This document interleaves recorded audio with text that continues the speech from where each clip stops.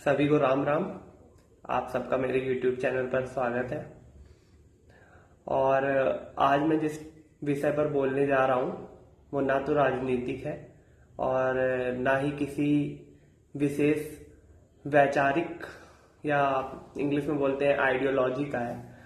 ये पर सामाजिक जरूर है और मुझे लगता है कि हम सबको उस बारे में सोचने की जरूरत है। और थोड़ा सा मैं जो बोलूंगा वो हो सकता है कि कुछ लोग उससे सहमत ना हो या फिर कुछ लोगों के कुछ अलग विचार हो सकते हैं, पर मेरे हिसाब से मुझे लगता है कि आज के परिदृश्य में जो वर्तमान परिदृश्य है और जिस तरीके का हमारा समाज होता जा रहा है उसमें वही सही है जो मैं बोलूंगा। तो अभी कुछ दिन पहले की घटना है। हैदराबाद में एक आकाश मीना नाम का व्यक्ति रहता था अपनी पत्नी के साथ और उसके मम्मी पापा मुंबई में रहते थे। तो आकाश मीना, कहानी की तरह सुनाता हूँ जिससे आपको पूरी बात समझ में आए। तो आकाश मीना हैदराबाद से मुंबई आता है अपने मम्मी पापा को कार गिफ्ट करने के लिए, और वो और उसकी वाइफ बाइक पे होते हैं और उसके मम्मी पापा आगे चल रही ऑटो में होते हैं। और वो लोग कार शोरूम में जाते हैं, कार डिसाइड होती है, कार खरीद लेते हैं, पर कार की डिलीवरी में कुछ समय लगने वाला होता है तो वो लोग वापस लौट रहे होते हैं बिना कार के। तो जैसे वो लोग गए थे, मतलब मोटरसाइकिल से वो और उसकी वाइफ और आगे ऑटो में उसके मम्मी और पापा, वो लोग घर की तरफ लौट रहे होते हैं। तभी आकाश मीना के बाइक के सामने से एक ऑटो वाला निकलता है अचानक से तेजी से कट मारते हुए। और जब आकाश मीना उसको हॉर्न मार के कुछ बोलता है तो बदले में वो गालियां सुनाने लगता है। गाली गलौज होते होते दोनों में बात बढ़ जाती है और मारपीट तक पहुंच जाती है। वो मारपीट जो एक बहुत छोटे से टॉपिक के लिए शुरू हुई थी, बहुत छोटी सी बात लगी होगी, अभी तक आपको लगा होगा कि इस कहानी में ऐसा क्या ही है जो मैं इसको सामाजिक विषय बनाए दे रहा हूं। तो फिर इसके बाद जो होता है वो बताऊंगा तो आपको समझ में आएगा कि मैंने क्यों ऐसा बोला। वो ऑटो वाला अपने 10-15 दोस्तों को फोन करके वहां पे बुलाता है।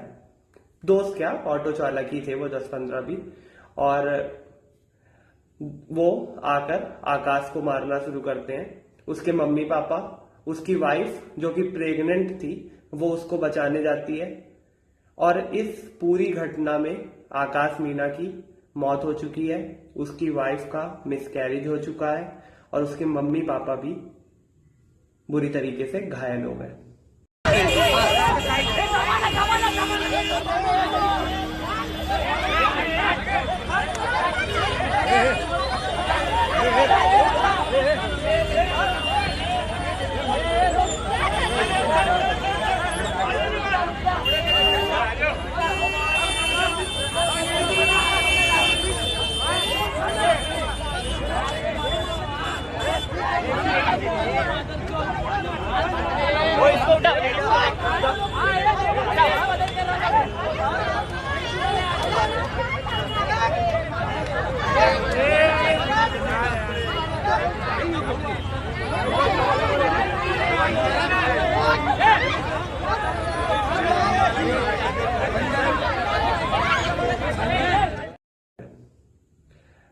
एक बहुत छोटे से विषय के लिए, एक बहुत छोटी सी घटना के लिए इतना सब कुछ हो गया। जबकि अगर आप देखो तो हम आप जब घर से निकलते हैं तो ऐसी बहुत सी घटनाएं हमारी आंखों के सामने भी होती रहती हैं। कई बार ये इतना बड़ा रूप नहीं लेती हैं और कई बार, या फिर इस बार जैसा हुआ, कभी कभी इतनी बड़ी घटना हो जाती है। एक छोटी सी घटना ने पूरे परिवार को खत्म कर दिया। आप खुद सोच सकते हैं कि वो लोग कितने खुश रहे होंगे। एक मिडिल क्लास फैमिली के लिए कार छोटी चीज नहीं होती है और वो कार खरीद के आ रहे थे, उसकी वाइफ प्रेग्नेंट थी, वो लोग खुशी खुशी अपने घर जा रहे थे और एक छोटा सा विवाद हुआ और बदले में उसकी भी जान चली गई, उसके बच्चे की भी जान चली गई। उसकी बीवी विधवा हो चुकी है, अपने बच्चे को खो चुकी है, उसके माँ बाप अपने लड़के को खो चुके हैं और जो खुशियां उनको मिलने वाली थी वो कुछ ही सेकंडों में, कुछ ही मिनटों में दुख में बदल गई।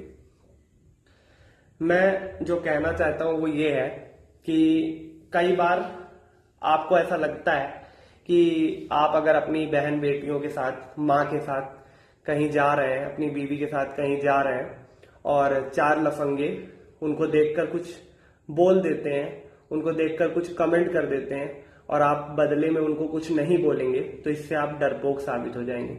या फिर इसी घटना को ले लीजिए, आकाश को भी ऐसा ही लगा होगा कि वो अपनी वाइफ के साथ है, गलती ऑटो वाले की है, तो वो ऑटो वाले को क्यों ना बोले, और ऑटो वाला अगर बदले में उससे बदतमीजी कर रहा है तो उससे क्यों ना लड़े। अगर वो ऐसा नहीं करेगा तो जो मानवीय धारणा है या फिर आम जीवन में हम आप ऐसा ही सोचते हैं कि ये तो डरपोक वाला काम हो गया, मैं क्यों डरूं, मेरी तो कोई गलती भी नहीं थी। लेकिन सही बात यह है कि अगर आप स्ट्रांग पोजीशन पे नहीं हो, अगर आप एक अनजान जगह पे हो, आपको पता है कि आपको अंदाजा नहीं है कि सामने वाला आपके साथ क्या कर सकता है, आपको पता नहीं है कि उस समय आपके साथ क्या हो सकता है, तो एक समझदारी भरा निर्णय यही है कि आप सॉरी बोल दो और उस छोटी सी घटना को वहीं खत्म करके अपने घर लौट जाओ। मैं जानता हूं कि कई बार आपको खुद भी ये अच्छा नहीं लगेगा, या फिर आपके साथ वाली माँ, बहन, बेटी, बीवी जो भी होगी, गर्लफ्रेंड होगी, उसको भी ये पसंद नहीं आएगा कि मेरा बॉयफ्रेंड मेरे साथ था, मेरा भाई मेरे साथ था, लेकिन किसी ने उसके साथ ऐसी घटना की और उसने बदले में कुछ भी नहीं किया। पर अगर आपके कुछ ना करने से उस समय आप उस छोटी सी घटना से निकल आ रहे हो, कोई बड़ी दुर्घटना नहीं हो पा रही है, तो मैं यही बोलूंगा कि समझदारी और बिना मतलब की बहादुरी में बहुत महीन सी लाइन वाला अंतर होता है। और आजकल का समाज जैसा है, हम अपने आसपास, हम देखो किसी की शक्ल पर कुछ नहीं लिखा होता कि कोई हैवान है कि कोई इंसान है। और आजकल का समाज जैसा हो गया है कि आप एक नॉर्मल आदमी जो आपके साथ बहुत अच्छे से पेश आता होगा, उसके अंदर भी अगर हैवान छुपा होगा तो वो आपको पता नहीं चलेगा। तो ऐसे में यही अच्छा है कि आप समझदारी से निर्णय लो, आप ऐसी घटनाओं को इग्नोर करना सीख लो, और जितनी देर तक हो सके, जब तक आप अपनी स्ट्रांग पोजीशन पे नहीं हो, अगर आपका ईगो बहुत ज्यादा हर्ट हो जा रहा है, आप वापस आओ लौट के घर, आप प्लान करो, अपनी फैमिली को सेव करो पहले, उसके बाद आप प्लान करो। आप स्ट्रांगली अगर उस बात पे रिएक्ट करना चाहते हो तो जब खुद स्ट्रांग पोजीशन पे हो तब स्ट्रांगली रिएक्ट कर दो, वो चलेगा। पर बहादुरी और समझदारी का जो थिन लाइन है उसको क्रॉस मत करो, क्योंकि एक बहुत छोटी सी घटना थी जिसने एक परिवार को खत्म कर दिया।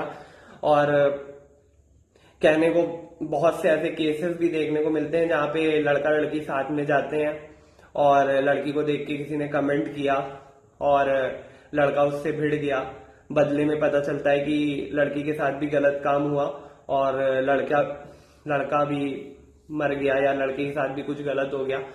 तो और ऐसे केसेस आजकल बहुत फ्रिक्वेंटली सुनने को मिल रहे हैं, क्योंकि मैं ट्विटर पे कुछ ज्यादा एक्टिव रहता हूं तो मुझे ये सब खबरें पता चलती रहती हैं। और मैं जब ये सब पढ़ता हूं तो मैं मन में यही सोच रहा था कि मतलब ह्यूमन टेंडेंसी यही है कि अगर आपकी गलती नहीं होगी और आपके साथ कोई फीमेल है या फिर कोई फीमेल भी हो, अकेली भी हो, वो उसकी भी गलती नहीं होगी, तो अगर वो पढ़ी लिखी है, थोड़ा सा एम्पावर्ड है, तो वो भी स्ट्रांगली उसके ऊपर उसी समय रिएक्ट करना चाहती है, क्योंकि न्यूटन का तीसरा लॉ हर जगह चलता है, every action has equal and opposite reaction वाला।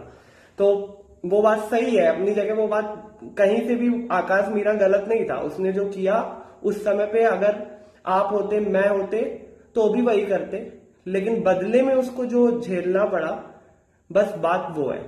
क्योंकि आपको नहीं, बेसिक बात ये कि आपको नहीं पता कि आपके सामने वाला कौन है, कैसा है, कितना गंदा है, किस हद तक उसकी सोच गिर सकती है। इसीलिए मैं तो यही बोलूंगा कि जब तक आप किसी स्ट्रांग पोजीशन पे नहीं हो, अगर आप किसी चीज को इग्नोर कर सकते हो, जिस हद तक इग्नोर कर सकते हो इग्नोर करो।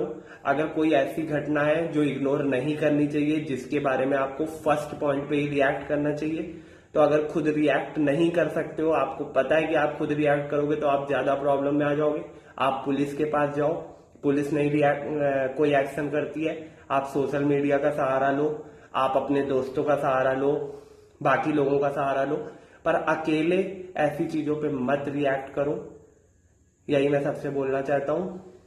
बहुत छोटी सी घटना आपके लिए और मेरे लिए हो सकती है, पर उस परिवार के लिए वो घटना बिल्कुल भी छोटी नहीं है जिसके साथ ये हुआ। और इसीलिए मैं बोलूंगा कि बहादुरी और समझदारी के बीच की जो थिन लाइन है उसको अंडरस्टैंड करना आज के जीवन में बहुत ज्यादा इंपॉर्टेंट है। बाकी जय श्री राम।